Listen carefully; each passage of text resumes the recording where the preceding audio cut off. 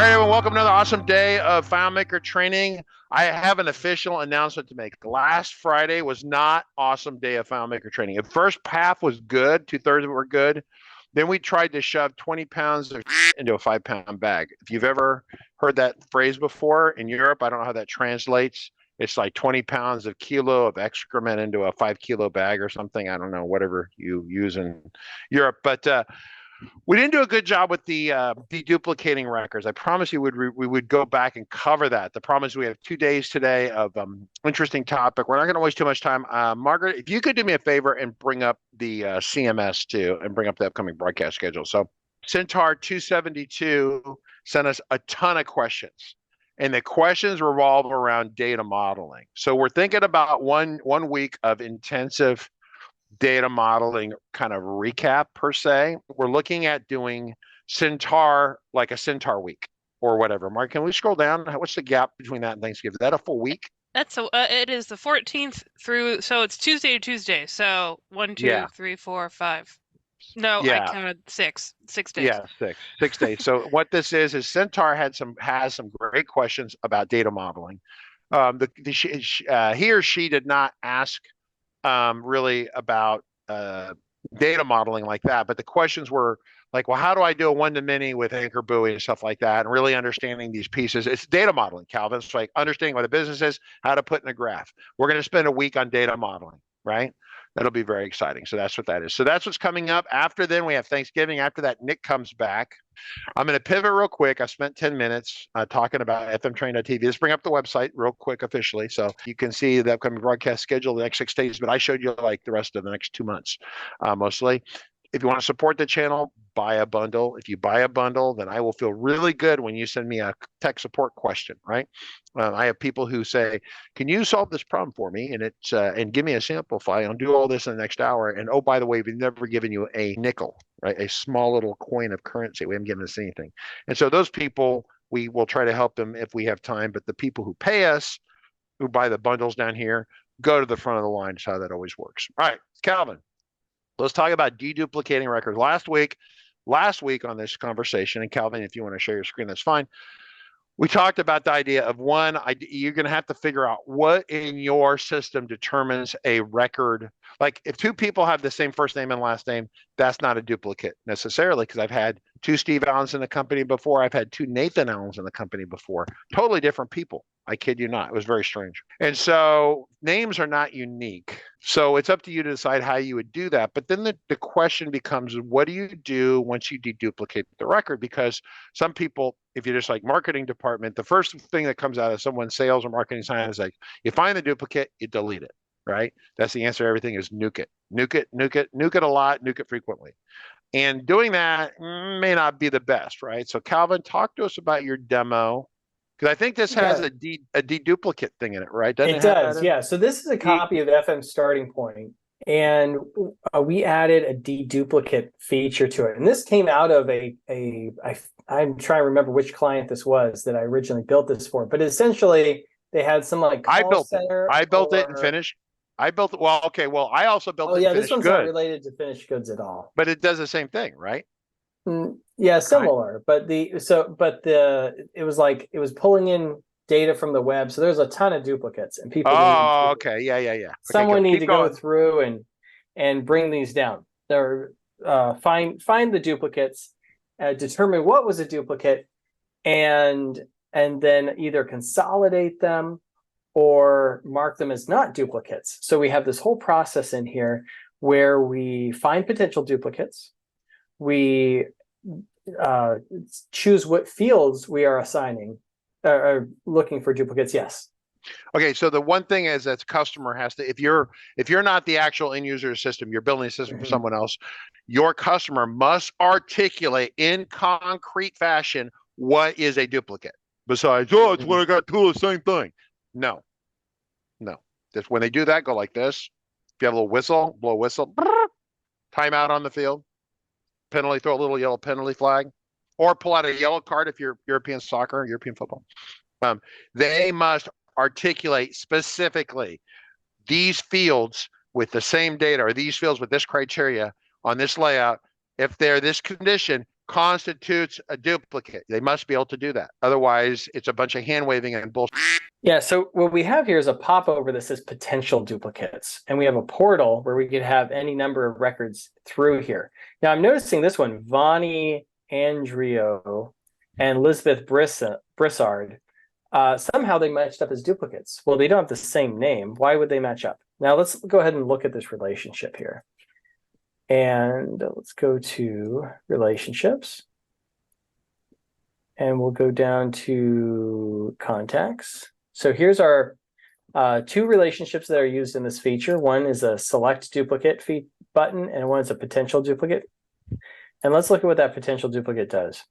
So first thing is that it makes sure that it's not going to flag itself as a duplicate record. So we have ID, the primary key ID contact does not equal ID contact. And then we have another field called ID not duplicate, which is just anytime you mark something as not a duplicate, that ID goes into the not duplicate list. And it will. So if it's not duplicate, does that make it like the master one or the main one for the person? Kind of. It just means it's two separate people. Okay, got it. Okay. And for whatever reason, those two records were matched up, and so we're making sure that they don't match up again. And then I have this calculation field called potential duplicate fields. So these are the fields that the app is looking at to see if there's a duplicate across the records. Let's go ahead and look at that field real quick before we dive in. So here, potential duplicate fields. And so this is simply just a list. So we've got the contact name full, phone number 1, phone number 2, email, cell phone 2, and we don't have account name. So these are the fields that they're going to compare and see if there's any match. So one of the interesting things about this, because we're doing a list, and this field is listing both list of data in both sides of that relationship. If any one of those data points matches, the relationship is true. So if stop. So can you show a sample? This is okay. We need okay. I don't know if we're going to get the preferences today. This is really good stuff. Can you show a sample of what this looks like real quick? This is a text sample. Have it kick out into a preview or into a data viewer. Because I talked about the idea of multi-key relationships, which is basically kind of a value list, which is what you're doing. Right. But you're using it with the list function. I almost never use the list function because I was born before the list function had created, and then you're kind of like, eh. Okay, so here is my list of duplicate fields. Yeah, can you make a there we go. Yeah. Actually, let's look at this in my resolve duplicate layout. That'll be a better place to look at it. So I have one potential duplicate. I'm going to select review. And what it does is it puts let me go ahead and put those two fields out here. So I'm just going to grab two fields, duplicate them. And this is great because you see both sides of the relationship here. So, and why they would match. Okay, so I'll go to browse mode. So here is our list over here. We've got Vonnie Andrio, the phone number, email address, and another phone number. Yeah, this is huge right here. So what Calvin is doing is he's solving a problem using a technique of a relational design we have not talked about before. And the implications of this design are pretty interesting, but let's not think about all the other ways of misusing this, but understand that what he's created is a value list so the list creates a value list on the left side and on the right side. And the way a relationship normally works, say you have a relationship with this, and this is a relationship over here. This is a field with a value in it. If that value matches this value, that's a basic relationship. A multi-key, not a multi-predicate, but a multi-key relationship is where because remember, it starts off here, and that is what we call position 1. So we're dealing with a value list that has more than one value in it. It's essentially, it's almost like a matrix of values in here. But it's going to take this one and say, oh, did that match that? No. Okay. That's normally how the relationship works. Begins and ends right there. We keep it simple for beginners. What Calvin is showing you here is that this system is going to check this one, and then it's going to check it against each line. Each line is considered separate. And then it's going to check on that and see how that works. And it's bidirectional. People say, oh, is a relationship bidirectional? Someone asked me about that yesterday. And so what happens is that it technically, if you were on this side, it would evaluate against that one. But each one it evaluates against it, right? That makes sense. It evaluates against each one, and then this one.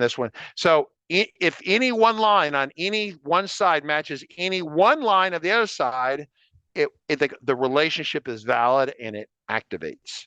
Okay, if you're new in FileMaker, if you're Centaur, your head probably just exploded. Okay, and I don't use this too often, but Calvin, the guy on the live stream here with me, is a more established senior engineer than I am. I kind of got turned into training and managing and then helicopters of all things. So I don't use super duper. So when I train, I try to use the tools I use, but this is a good skill set to use. Every once in a while, knowing this and having this in your tool belt is good. Okay. So Calvin, I deviated because I guarantee there's at least half the people here did not know what I just said. Okay. So now that you've established that this will work, go. Okay, so we're given this. So we saw here how this relationship works with these two fields that are comparing these different data points. And in the way that I have this set up, we have our primary record on the left and our potential duplicate on the right. Potential. And I'm putting in quotes, potential. Yeah, potential, because isn't necessarily a duplicate. Now you'll notice I can't change any of the data over here. I keep clicking into it, I can't change it. But I can change any data over here. And the reason for that is that you don't want to be messing with two records. One's going to be the primary and one's going to be the so this on this layout, on this data entry screen, this is the local record. And this is through a relationship, I guess. Is that what we're saying? Yeah. Okay. Yeah. If we go to layout mode, I can show you that real quick. So you'll see that this is the record we're looking at right now. This is the active record. And this is looking through that ID select duplicate relationship to make that real easy. And here we're marking this phone number and we're saying this matches.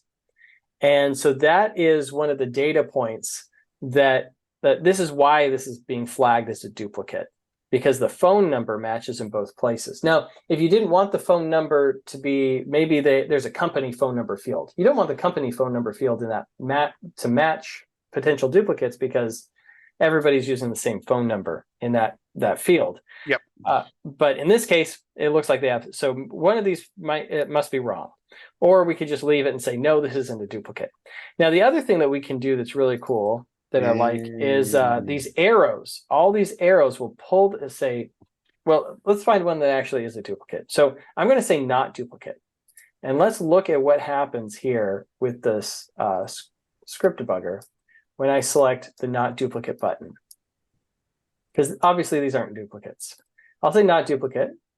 And here, what it's going to do is it's going to set two fields. First, it's going to set the ID not duplicate field in the primary record. And now it's added that, let's go ahead and look at that. So it's added that record, added that ID as being not a duplicate. So now it won't, the app, that relationship will no longer suggest that this is a duplicate record. And then secondly, it marks the related record as being not a duplicate of the first. So that way you don't have to update both records. And then it clears out that duplicate selected duplicate field. And now we can go back to evaluating duplicates. Now, one nice thing about this setup, I suggested that something was a duplicate, but say I was just looking in finished goods at a record where a person had two different email addresses, two different first names, two different last names. There was no way they were going to come up as a duplicate, but it was duplicate records because it was the same person had two email addresses. We have this option, find duplicate, where we can select any record from the app and set that as a duplicate. Now, you'll notice none of these are set as a match, so it wasn't an automated thing, but I can say, okay, this is definitely the same person and consolidate the records and say merge. But let's go ahead and see what other duplicates we have. Now we have this button, find records with potential duplicates. And what this does is it just performs a find through that relationship using the star to find any data in that primary key. And if we look at that real quick, it's a real simple, it's just single line, perform find ID contact through that relationship. And let's see what we get. Let's say perform find. So here, let's go ahead and, so we got Lisbeth Brissard and Randolph Haggis. It looks like this one actually might be a duplicate. Now we'll see here. Notice the name matches, the phone numbers match. This is definitely a duplicate. So, and you'll see here, all the lines are matching. So in this case, we can see that this is definitely a duplicate, and we want to consolidate these. And one thing I'll point out here is we have ID contact number, and this is the primary key for the table. You could use a UUID as well, but here I'm just using a serial number. And you'll notice that the duplicate record is not the same primary key. So it's definitely two different records. Let's go ahead and say merge, and we'll walk through what this does. Okay, before you do that, can I got distracted. Can you one more time repeat how the match indicator is lighting up? It's lighting up. How is it lighting up? Yeah, so if the match indicator is using it's just a pill button or button bar. Oh, it's a hidden. No, yeah, and it's using hide. And so what it's doing is it's comparing these two fields. In this case, the full name in the primary record with the full name in the secondary record. So you customize the hidden condition for each of those buttons that are on that list. So if you have 20 little red indicators, you did 20 different hide conditions on there. Okay. Right. Yeah. There's a whole, and then each of these is the same thing, these buttons to copy over. Because if they match, we don't want to be suggesting that they can push data over. You'll notice there's no arrows there. Wait. When does a match come on? It's when you move it, the arrow, the blue arrow. When's that come on? When the data is different. So let's go ahead and just, what I'll do is go back and make this show up. So let's go ahead and do a find here and make something different. So let's say the phone number is different. And we'll give them a .org. Okay. So now we've got some arrows. And we say, 1, 2, 3, 0. That doesn't. So the match is okay. This is a really good demo. I'm glad we found this because I was fumbling around on Friday and I couldn't remember why things were so screwed up. And then I realized that we had all this anyway. Mark, we have questions. So go. Yes. This is Tower. Go for questions on Roger. We'll do Twitch first. Centauri. So back to my last question, because I asked this question unfortunately at the very end of yesterday. End of Friday. We were able to get to it. Can I hide the potential duplicates or move them to another TO? I meant hiding from a user, not me. So if you want to hide this, Stop. She said move to a different TO or move to a different table. Yeah, like TO. So I either don't think hide you'd want the to move duplicates it or move them. Wow. So the duplicate selections, if there's duplicates, you want to resolve those duplicates. So let me back up on this real quick. So that we're clear, the step one is to understand what constitutes a duplicate. Step two is to find the duplicates and resolve them. Centaur's question sounds like if I find the duplicate, but I don't want to resolve it, so I just want to hide it, and so it's like you want to bury it somewhere. They're asking. It sounds like the way of resolution isn't to delete it, but if it's possible, and FileMaker can resolve it by transplanting the record somewhere else, or hiding the record. So you're not moving it to another TO, you're moving it to another table, right? Is that what we're saying? You're like archiving the record out of existence and moving to another table. I think that's kind of what they're asking, Centauri. Like, let us know if that's not, but that's what it sounds like. Well, once again, it's not a bad question. People ask me all the time, like, hey, there's another scenario. We're not talking about this today. We're never going to get the preferences today, just by the way. So, so people say, I've got old records. I haven't talked to these people in 50 years. Can I archive these records? Well, I don't like to archive records, but the other day Jacob Taylor got into our system and was noticing that we were tracking emails that we had sent on campaigns to people 15 years ago, 20 years ago, right? When, back. And so he archived or whatever, decided to get rid of a bunch of records. You can take the records out of table A and move them to table B. That's a valid thought, right? Calvin, you could do that. I mean, you just have to establish what has to come first is understanding the business plan. I mean, hiding it from the person, we could have a flag on here and where it says it's a duplicate. Then whenever people do a found set or something, we find a way of making sure they only see the active non-duplicated records, right, Calvin, right?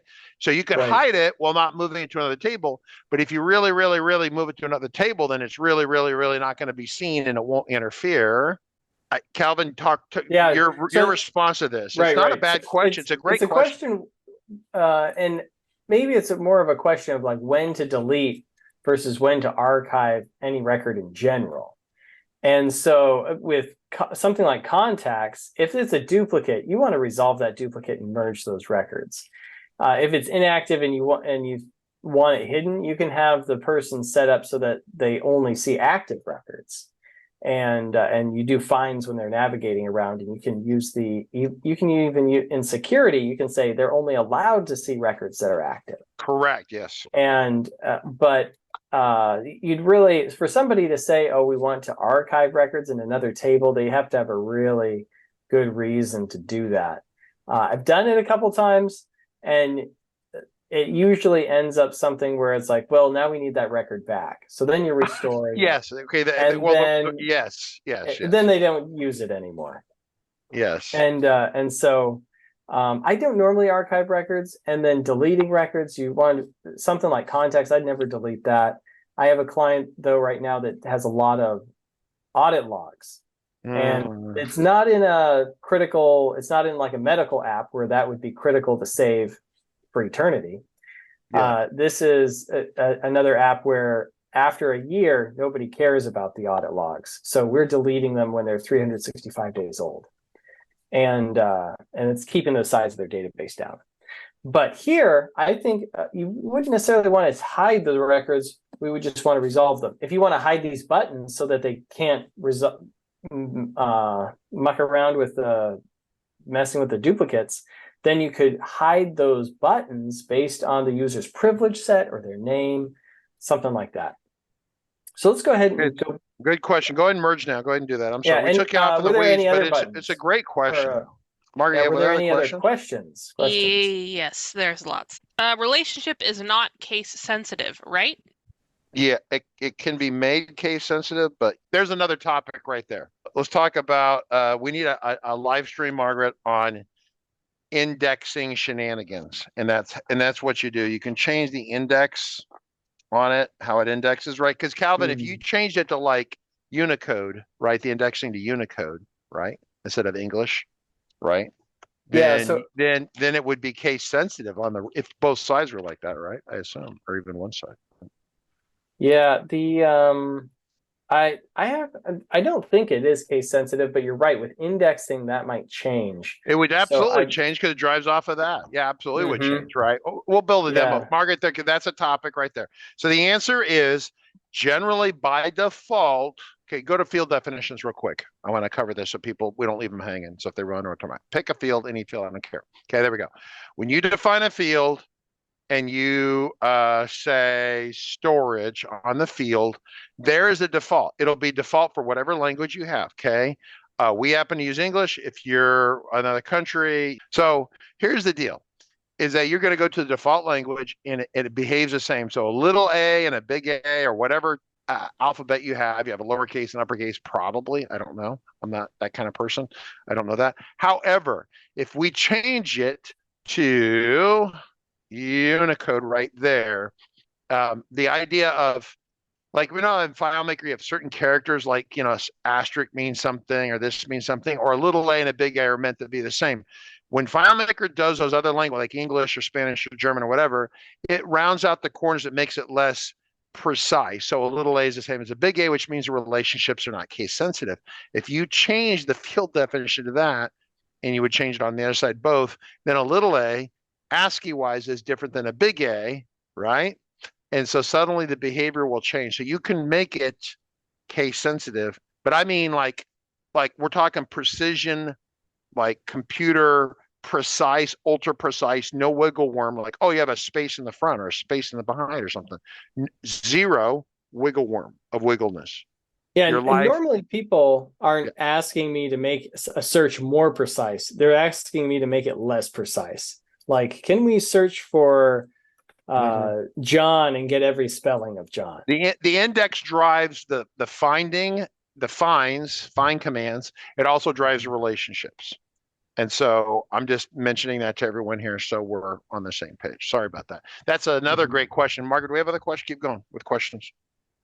How would you give a confidence level, example 72%, that the two records are duplicates prior to reviewing by the user? Yeah, that's a good. Oh, that's a good one. That's So, easy though. You'd add up the number of matches and give it a score. yeah, so you could give each of these a different weight. So I would say the name matching and the email address matching would be a lot more weight than a phone number matching. Yeah, so or you if get the to cell decide phone, yeah, you decide the weighting. Yeah, so yeah, the cell phone would have more weight than just a regular phone. And you could give it a percentage. That's a great idea. I like that. Because that first example, it was a phone number that wasn't a cell phone, and that would be like a 5% chance or something. I don't know. I'm just making that up. But you could give that different weights. And well, you're a FileMaker developer. You get to decide your own weights. Yeah. Yeah. I love that idea though. That's a really great question. Next question. The multi-value field is a calculation, question mark. Yes. And so if you do something like this. But it doesn't have to be. Stop. It is. It doesn't have to be. It could be a text field with value return. We're talking a delimited value list. So I'm just saying he's going to show you how it is, but it's the fact that it's a calculation is it has to be indexed. Just loosely assume that it has to be indexed for use in relationship. Okay. There's some caveats to that. Like Richard's saying, it doesn't have to be a text or a calculation. What I'm using is a calculation. But it doesn't have to be. One thing that is critical is that it has to be text. By default, when you create a new calculation, it's set to number. So you want to change that to text. Yes. So let's talk about this as God, this is such a great day today because these questions, thank you people for great questions. If you have a number field, what goes in a number field? A number and a return, a number and a return, number return? No. A number is literally a single number, and it can be 400 digits and then a decimal and then 400 digits on the other side decimal, but it has to be on one line. Okay, that makes sense. So if you're going to have anything with, well, I want 28 numbers and it's going to return, that's a string. That's a string. That's text. Okay. So there we go. And so this would break if we changed it to a number. It wouldn't know what to do. And that's how it's indexing based on being text. And the storage options, we would need the indexing turned on because that's what makes that relationship work. You can't have unstored calculations on a child side of a relationship. Okay, that's what I was trying not to say, Calvin, and you went right there. See, you saw me going, in general, it has to be indexed. If you're a beginner or you're an intermediate developer, it generally has to be indexed. Make sure that fields in your relationship are indexed. However, you could have like a global on the parent side of the relationship. That's where your layout's at. The global could never be indexed. Well, if Richard said I'd be how do you index a global? You can't index a global. So what it is technically is that if your layout is on a TO, you're on that's at that moment in time, little Lego people, you're on the parent side. Okay. Right? You're there. So the fields on this side of the relationship, bring up one of the relational it doesn't matter. The ones on the left don't have to be indexed at all. Okay. They don't have to be indexed, but the childs on the right have to be indexed. Some of you asked the other day, can the relationship be bidirectional? It is if the indexing is on kind of both sides, right? But if you use, go ahead, Calvin. Yeah, and in this case, I'm using the same field on both sides. That's why it needs to be indexed. But thank you for correcting me. On the parent side, it does not need to be indexed. On the child side, it would. But in this case, I'm using the same field just to make it a little simpler. Any more questions? Waiting can't be done with a list match, though. Can it? You would have to use multi-predicates, question mark. Can you say that one more time? Yep. Waiting can't be done with a list match, though. Can it? You would have to use multi-predicates. With the new FileMaker 20.2, you could do it. So you could do the matches, right? Have the little matchy things go down the screen, okay? And then you could have a layout object that totals up the number of matches that are illuminated. How many little red lights are illuminated, and there's your score. Mm-hmm. Or you could build it with a giant relationship, which is multi-predicate. The difference between multi-key and multi-predicate. All right. So at the bottom of the screen, and this is because the reason I'm huffing here is because this is really not beginning stuff.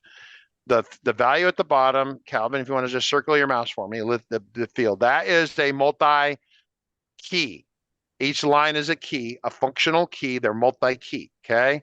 Multi-predicate, Command-Shift-D, Calvin. Multi-predicate is when you have, grab one. No, you had one right there.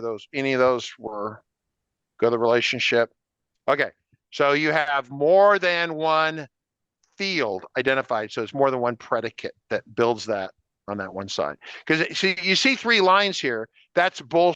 FileMaker is going to take those 3 values and it's going to glue them together. 1, 2, 3. Now, no, it's just the kind of same thing. You could build you could build a calculation field. This is how we used to solve this problem. We built a calculation field that equaled these 3 items over here, right? That makes sense. So hopefully that's making sense. But the idea is that these are not 3 lines. It's going to create these 3 items effectively. Imagine them as a calculation in one line. Yeah, okay. And one thing about this one is that each line has to be true. While in the multi-key, it's any line, any value. The problem is that the way it's organized on screen here is organized with these carriage returns, so you can see it. Mm-hmm. But then in real life, you would have, in the old days, you would define. In fact, it's a little faster if you do it this way. This is actually a slightly slower, but it's easier to see. Is that you could have a calculation that says right side of the relationship, and it would be this field, and then ampersand this field, and then ampersand or whatever. That's normally, notwithstanding these conditions of yes, no match, whatever. Normally you have 3 or 4 fields on one side, 3 or 4 fields on the side. It puts them together in a calc, and then the 2 sides meet. Okay, that's one line. In this case, you've got 3 lines. It doesn't result in the 3 lines down below, which is this is why it's not a beginning topic. Some of you just your heads just exploded. I'm really sorry. Calvin, you can go back to wherever we were. Margaret, questions? Margaret, some of these questions are your questions. I would say most solutions, you don't need multi-predicate, multi-key, but we're giving you a sample file here. Calvin chose to solve it this way. He didn't have to, but it's clean, it's eloquent, and you see how it works, and you learn kind of, the idea of a multi-key relationship. Okay, keep going. Okay, go, great. Calvin, before someone asks another question. The next thing I wanted to look at is how this arrow button is working. And so this is actually this is a modular script here, and I'm listing the object and which field I want it to go to. And so it gets this is the indirection stuff, right? Indirection or script indirection. Yeah. So what I'm able to do here is have every one of these buttons run the same script. And so I didn't have to have, I think the original time I built this, there was, I think, 20 different fields. So instead of having 20 different scripts or this really long script with else ifs, it was a lot faster to do it this way. So here, what it does is it inserts the value and then commits the record. And the other thing that I liked about doing it this way is that we can use it allowed for the audit. It would trigger the audit log. So you could just use set field, but I was using insert, so it would trigger the audit log that I had on the fields, which we're not using in this case. Yeah, we covered set field versus insert last Friday about how they fundamentally behave differently. So if you were here Friday, you should know what Calvin's saying. He said he had to do an insert versus set because set would trip a trigger that wouldn't normally be tripped. Yep, and I wanted that trigger. I wanted that trigger to trip. So the only downside on this is that I did have to give each of these fields an object name. but I feel like it worked out well. So here All I right. have the object name, and then here I have the value that I want to set to that field. And then the script just handles it. And we'll see, and each one of these buttons runs the same script. So the dupe 001, there it is. Okay, so let's go ahead and say merge, and we'll watch what happens there. Or do we have any questions before we hit the merge button? We have a follow-up one from Stu real fast.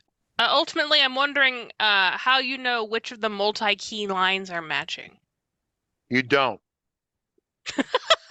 Yeah, No, you no, don't. I'm not being a unless you wire something up. If you have the multi-key down here at the bottom left and bottom right, and it magically turns on, you don't know unless you build up the little red indicator thing, which is going to kind of tell you. Okay. But the relationship, listen, the relationship doesn't say, hey, fifth one on the bottom on the left connects to the 25th one on the bottom on the right. It doesn't do that. It's completely auto magical.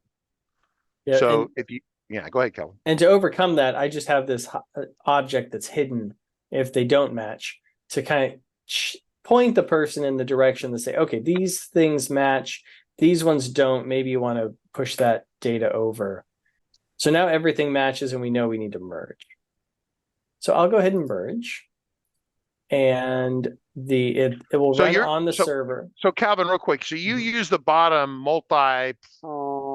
multi-key relationship just to bring up the ones that we think are possible matches. It's like kind of a grenade. It gets kind of close. And then we look at the red things to fine tune that. And then if we as humans or AI that you trust is going to look at it, make a determination, then hit the merge button, which is what we're starting. Okay, good. Keep going. You're good. I'm just recapping. You could loop this to perform that find and then run this, but I wouldn't trust it, because who knows what people put into these fields, and I'd rather have somebody put eyeballs on it and just check the data. Yeah, trust ChatGPT. Yeah, so here I am running this script, and it will run on server if server is available, because we've got some kind of heavy lifting to do. And you'll notice here it's going to go to each of the tables that we specified, these child tables, and consolidate the records. So we go to documents, notes, projects, expenses, invoices, tasks, and then back to contacts, and delete the record that we started with. The record that we determined was the duplicate. So here we perform the find. There's nothing found. You actually perform a delete command in here? I do, on the one record, the contact record that we decided to delete. Okay, just so everyone knows, I have if me cringing is because the road to hell is paved with, it'll work just the way you think it should, okay? If you never put a delete script step anywhere in your code and application, the dog will never eat the homework, ever. It can't. But if you put, I'm telling you, I've had engineers, FileMaker's deleting stuff. Fine, go through it. Okay, I've proven it's deleting the stuff. Okay. Is there a script? Is the question. And Calvin, it might have been you. You were brand new. Calvin, is there anywhere in the database where a delete record script step is anywhere? No. Well, no, it's in one spot, but it's got safeties on it and it never is activated. I go, bullshit, Calvin. Go look. Either that or it's in a cascading delete in the relationship. And I said, just go look, report back to me. I don't hear anything. That's called a clue. I don't hear anything. I call the engineer back a couple days later. Like, yeah, that script we didn't think was running. Well, it was actually running, and it was deleting the records. See, so that's one of those sort of things. So if you really want to delete it, I would almost rather take the first name and the last name and move them into a field, like a storage field, and then delete the first. That way they don't show up on the match, but the data is still there. So you could get it to it later. It's the idea of archiving it without archiving it, because moving it to another table is a pain. But if you just shuffle the stuff so it doesn't show up anymore, and you omit it in the future, then you basically have preserved your job, right? So I don't know what to tell you, but yeah, it's dangerous, right? It's just because people are humans. You get in a hurry. It's Friday at 5 o'clock. You want to leave. Richard's talking too long. Got 9 minutes left. You get in a hurry and start clicking. Go, get it done. And then something unsavory happens. You don't even know till next week. So what I'm saying is something unsavory might happen, but if the data is still there and you change it a little bit so it doesn't show up, it's still there. Listen, if you have 1 million records, who gives a if you have 10,000 records that you don't want anymore? Who cares? It's not a problem. It doesn't matter. FileMaker scales. Just leave them in there. If you're OCD and you got to have it clean, some of you are like this. I get very OCD. I'm over here putting my toolbox together, right? I'm sorting little tools and screws. Look at down here. All little screws are going together and a little thing together and the right one and all that. That's called OCD, but I don't do it the database in specific spots because I've been there when my phone rang and the customer was pissed off and it was my fault. And so since I don't want to be yelled at, my OCD takes a backseat to getting yelled at on the phone. It's personal. Take it for what it's worth. Free advice. It's worth only what you paid, and some of you just didn't pay. So maybe it's worthless. Maybe I'm not. Calvin, yeah? You argue with Yes. Nope. Yep. So the another option would be to, like Rich was saying, archive it or mark it as not to use it anymore. In this demo, we're deleting it. And we can disable that. The critical part, though, of this deduplicate is that we're deduplicating the records by consolidating all of the notes, documents, projects, and such that are assigned to contact one and assign the duplicate contact, and we're moving them over using a replace field contents with the ID master, that the primary record that we want to keep. And so that's kind of a summary of how this deduplicate option works. And it's come in real handy in the few instances I've installed it for different people. Do we have any follow-up questions? More just kind of a comment that a live stream discussing weighing would be interesting. Like weighting the different matches? Yeah, weighting the different matches. Calvin, why don't you just build it for me real quick? Right now? Yeah, I mean, you could build that. Oh, okay. Yeah. It's like I think you could build that in 120 seconds or less. That might be fast. How about 3 minutes? Okay. Well, we'll see. So, all right, I want this to be a 4. I want this to have a weighting level of 4. Every red thing for right now gets a point. Oh, okay, the higher the points, the more likely it's shifty. Okay. Okay. So this is how I would do that. Let's open the data viewer. And I'm going to use my favorite calculation. What's going on here? I'm feeling the pressure. You should, because you've already burned 15 seconds. We're going to say, start with our list of values equals, and then I'm going to go through that duplicate, select a duplicate, and get our potential duplicate fields, and then say 0.1 if pattern count, and we're going to search our list of values. And we're going to search for the full name. Then, if pattern count, then 1. And I'm just going to duplicate this for all these fields. Oops, let's do that. I think there was 4 fields, 5 fields. Manage database. I'm going to grab the potential duplicates.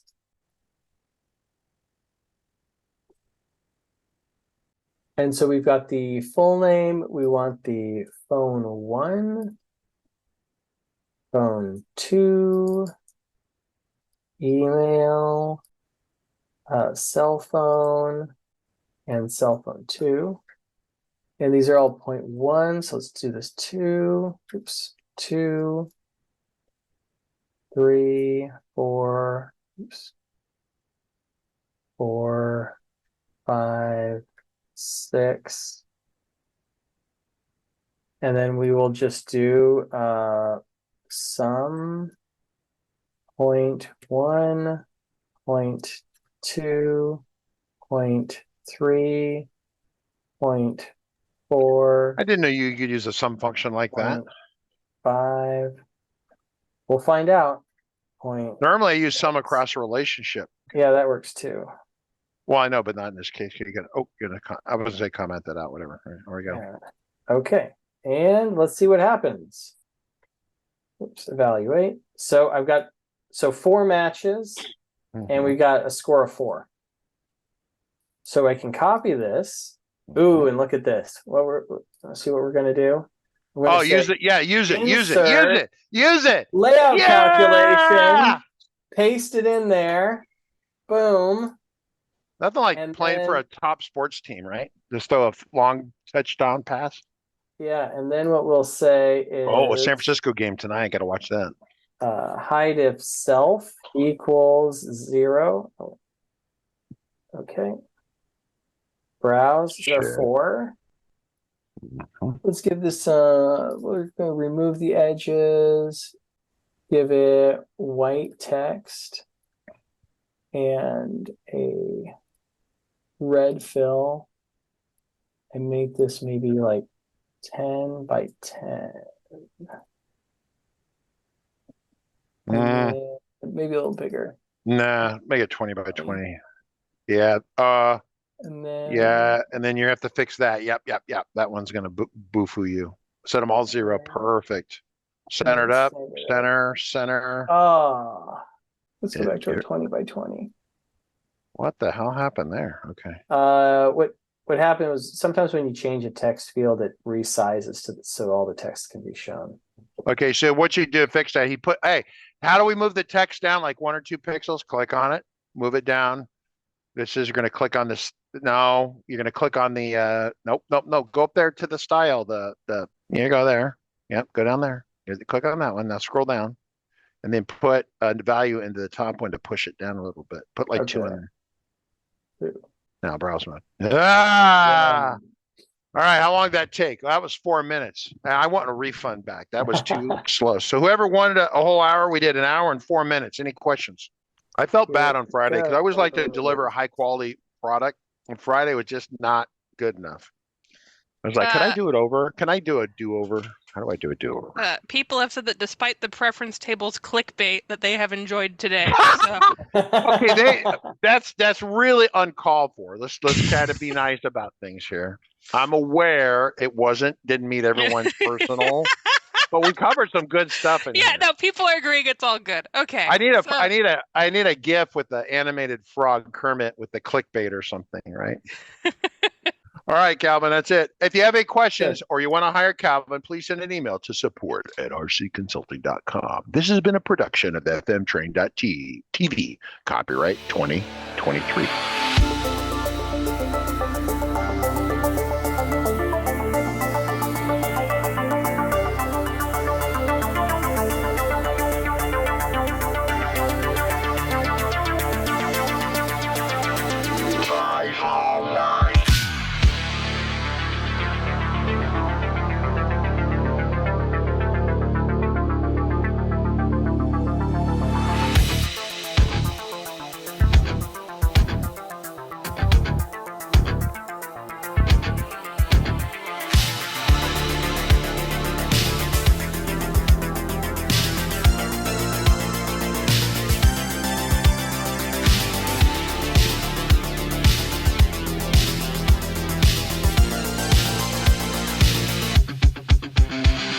Got a report of an individual up here who may be a FileMaker license.